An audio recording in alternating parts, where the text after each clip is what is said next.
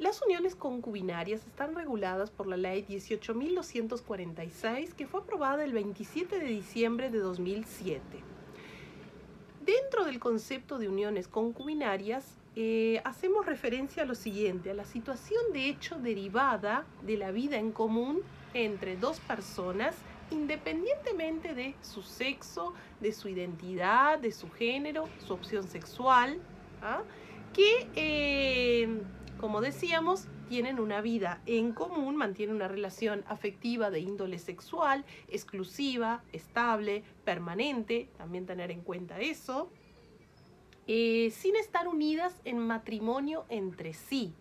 O sea que cuando hablamos de uniones concubinarias significa que existe todo lo que se da dentro de lo que sería un matrimonio, pero no existe el matrimonio en sí. Esas personas conviven juntas, comparten una vida juntas sin haber contraído matrimonio.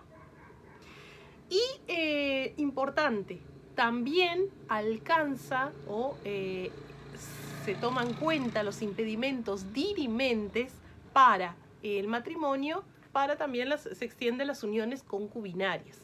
¿Cuáles son esos impedimentos que se tienen en cuenta? Bueno, los que establece el artículo 91 del Código Civil, que serían 1, 2, 4 y 5. El primero hace referencia a la falta de edad requerida. Si hacemos memoria, la edad mínima para poder contraer matrimonio son 16 años. Bueno, lo mismo se establece para una unión concubinaria. Menores de 16 años no podrían unirse ni en matrimonio y tampoco en unión concubinaria. Bien, el otro impedimento que se tiene en cuenta acá, que se extiende a las uniones concubinarias, sería la falta de consentimiento. Es decir, es muy importante el consentimiento de ambas partes para poder establecer una unión concubinaria. Así como en el matrimonio no puede una de las partes estar en desacuerdo en esa convivencia común, bueno, también pasa en las uniones concubinarias. Nadie puede estar obligado a estar en esa situación. Bien, después los impedimentos 4 y 5 hacen referencia a las líneas de parentesco, líneas y grados de parentesco. El 4 haciendo referencia a que están imposibilitados tanto de contraer matrimonio como de unirse, valga la redundancia, en uniones de hecho, en uniones concubinarias, personas que mantengan vínculos de parentesco consanguíneo en línea recta en todos sus grados. Dicho de otro modo, no puedo ni contraer matrimonio ni unirme en concubinato con mis padres, con mis hijos o con mis nietos y mis abuelos.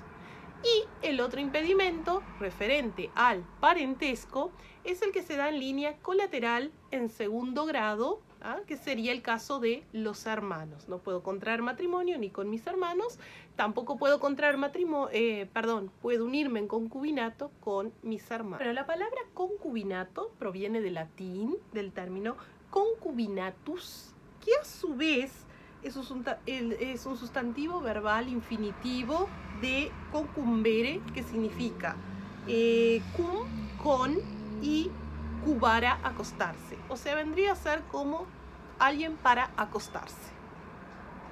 Esa sería la definición del concubinato, el concubino. Bueno, de hecho, si vamos a la historia, en los harenes, ¿verdad? Los sultanes, por ejemplo, tenían a sus esposas que formaban parte de la realeza, ¿verdad? Y eran consideradas las sultanas, y tenían a las concubinas, que eran todas las muchachas que formaban parte de su harén, cuya función era entretener justamente a los sultanes, obviamente desde un punto de vista sexual o acostándose con ellos. Por eso de ahí viene toda la terminología concubinos. Bueno, obviamente ese concepto fue avanzando y hoy por hoy se atribuye a las personas que deciden tener una convivencia, una vida en común, mejor dicho, sin estar unidas en el matrimonio. En lo que se refiere al ámbito de aplicación de esta ley, bueno, el artículo primero regula 3 situaciones. Hablando del artículo primero de esta ley que habla sobre uniones concubinarias, recordando. Bien, primero, la convivencia ininterrumpida de 5 años o más. Ese sería uno de los ámbitos de aplicación. Otro ámbito, la convivencia ininterrumpida de 5 años o más reconocida judicialmente. Después vamos a ver cuál es la diferencia. Y por último tenemos aquellas convivencias ininterrumpidas pero que no llegan a los 5 años. En ese caso, ese tipo de situaciones va a estar regulada por en otras normas como el enriquecimiento sin causa y sociedades de hecho. Como no se enmarca dentro de los requisitos para reconocer una unión concubinaria, en ese caso, cuando son menores los periodos de convivencia a 5 años, estamos hablando de uniones de hecho. Pasan a ser uniones concubinarias cuando llegan de 5 años a más. Convivencia ininterrumpida. Supongamos, si yo estoy con una persona, ¿verdad?, conviviendo y nos separamos para repensar la relación, en fin, nos separamos por un año, por ejemplo, unos meses. Bueno, en ese caso no fue ininterrumpida mi convivencia, significa que hubo una interrupción y por lo tanto en el momento que fuera a reconocer, bueno, no contaría, tendríamos que empezar nuevamente a convivir hasta llegar a ese periodo. Obviamente, echa la trampa, habrá gente que de repente se separa por X motivos para pensar o porque necesitan un tiempo en la relación y luego vuelven y bueno, en el momento de reconocer, bueno, como que se olvidan o obvian ese periodo que no estuvieron juntos como para no complicar un poco la situación.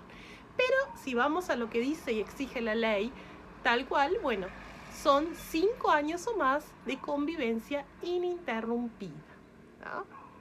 Después vamos a ver cuáles son los requisitos para reconocer esa unión concubinaria. El artículo 3 de esta ley hace referencia a, digamos, los efectos que se generan luego del reconocimiento de esta unión concubinaria. Uno de ellos son los auxilios recíprocos, ¿verdad? Es decir, ambos miembros, ambos concubinos, tienen la obligación de asistirse mutuamente, ¿verdad? Brindarse auxilio recíproco. Además de eso, tienen que contribuir a los gastos del hogar en proporción a, digamos, el capital que posean o el salario que posean o la actividad que realicen, ¿verdad? Eso es una exigencia mínima. Y cuando se disuelve esa unión concubinaria, bueno, que después vamos a ver cómo se hace para la disolución, depende de una sentencia judicial también.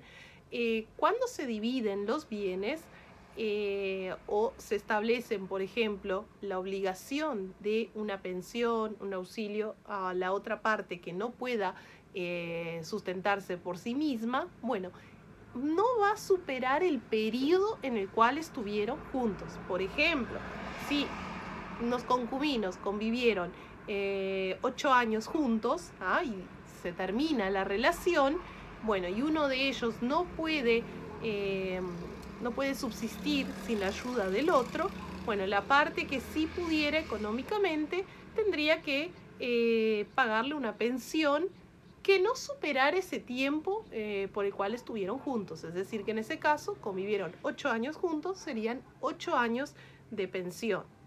Y esa pensión digamos, cesa en el momento en que esa persona contrae un matrimonio o reconoce una nueva unión concubinaria.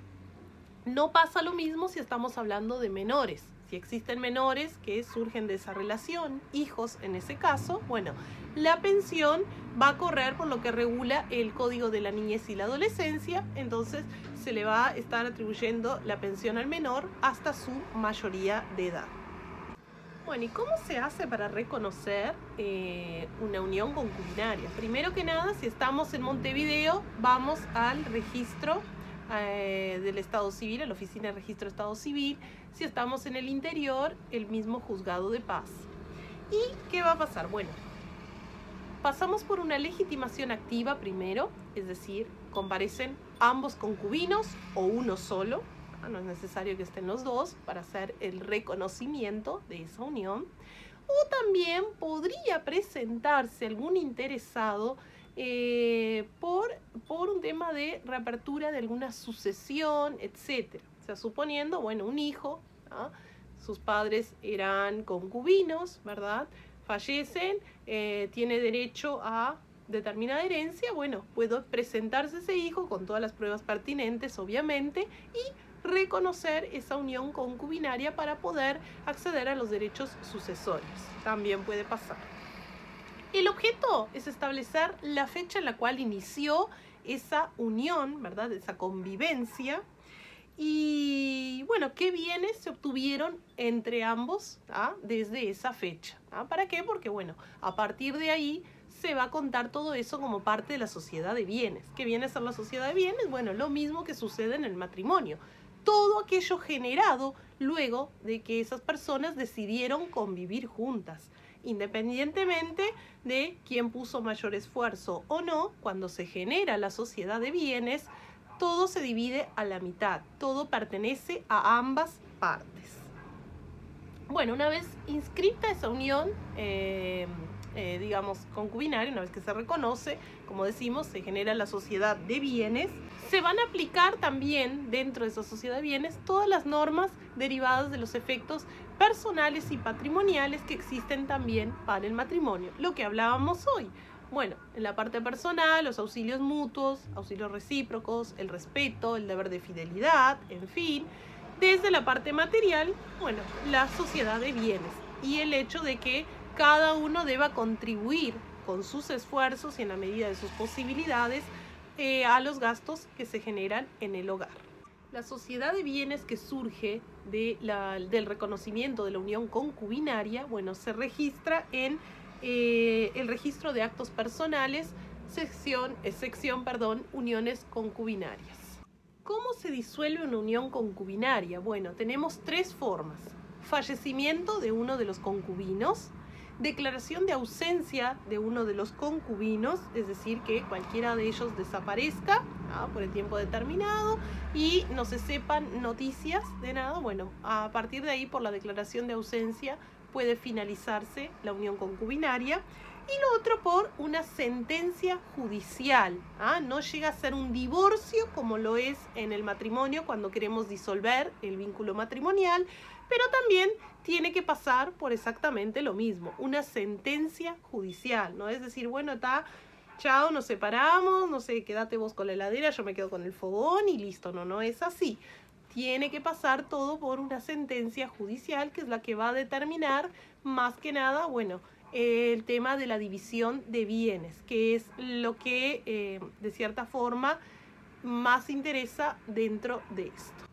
La disolución por sentencia judicial puede ser pedida por cualquiera de los concubinos, no hay una exclusividad a uno u otro, sino que cualquiera de ellos puede decidir ponerle fin a esa unión concubinaria. Y otro hecho curioso que por ahí me habían preguntado, ¿qué pasa cuando hay mascotas de por medio? Gatos, perros, etc. Y bueno, los animales dentro del derecho son considerados bienes. Entonces, como bienes también entran en la sociedad de bienes y en la división. Lo que hacen a veces son acuerdos internos, bueno, tipo una tenencia o visitas o quién se va a quedar con las mascotas, pero en realidad forman parte también de los bienes. Cuando fallece uno de los cónyuges, el tema de los derechos sucesorios son iguales a cuando corre con el matrimonio, ¿verdad? Es decir, fallece, bueno, esa persona se va a quedar con los bienes generados durante el periodo en el que duró esa relación, ¿verdad? Y si tienen hijos, sería mitad para el concubino sobreviviente, otra mitad de los bienes le corresponde a los hijos. Bueno, otras dudas que quería aclarar respecto a la unión concubinaria y también su comparación con el matrimonio. En cuanto a la disolución, que también es por sentencia judicial, pero no es un divorcio, el divorcio solo corresponde como procedimiento para el matrimonio, como dijimos anteriormente, no para las uniones concubinarias. Sucede que, bueno, en el caso de la disolución, el propietario de la vivienda donde cohabitaban tiene total derecho de desalojar a la otra parte, si no era su derecho vivir ahí. O sea, el dueño de la casa es el que se queda, el otro se va. En el caso de que tuvieran hijos menores a cargo, bueno, ahí sí, se quedaría la madre con los hijos, como ocurre de igual forma en el caso del divorcio, ¿verdad? Bueno, esa sería una de las similitudes que tienen en cuanto al momento de la disolución. Otra cosa que quiero aclarar. A diferencia del matrimonio, las uniones concubinarias, aún reconocidas, no modifican el estado civil. Para contraer matrimonio necesitamos ser solteros, viudos, divorciados y en el momento que contraemos matrimonio nos transformamos en casados. Las uniones concubinarias no modifican el estado civil, no crean o modifican ni extinguen el estado civil. Simplemente se regula esa situación por el hecho de la convivencia común y los bienes, ¿verdad? Y para amparar posibles hijos que existan en esa relación. Pero no modifica el estado civil, o sea, si yo era soltera y soy soltera y voy a reconocer una unión concubinaria con X persona, mi estado civil permanecerá soltera. Si era divorciada, lo mismo, si soy viuda, lo mismo, o sea, no se modifica. Otro punto, las uniones concubinarias no generan parentesco. El matrimonio sí genera parentesco, un parentesco por afinidad, o sea, de mí respecto a la familia de mi cónyuge, porque entre cónyuges no existe parentesco, no son parientes, son solamente cónyuges. Pero con el matrimonio yo genero un parentesco con la familia de mi cónyuge. Entonces surge el concepto de suegra, de suegro, de cuñada, en fin. En las uniones concubinarias no se genera ningún vínculo de parentesco. Eso es otra salvedad respecto al matrimonio. Entonces, no hay parentesco por afinidad. Obviamente se maneja en el lenguaje común y cotidiano, como decimos, bueno, sí, pero es mi suegra, mi suegro no van a dejar de serlo, pero a efectos jurídicos no existen tales conceptos porque no genera un parentesco por afinidad. Bueno, espero que hayan entendido el tema. Cualquier duda consultan y bueno, nos vemos chicos, que pasen bien.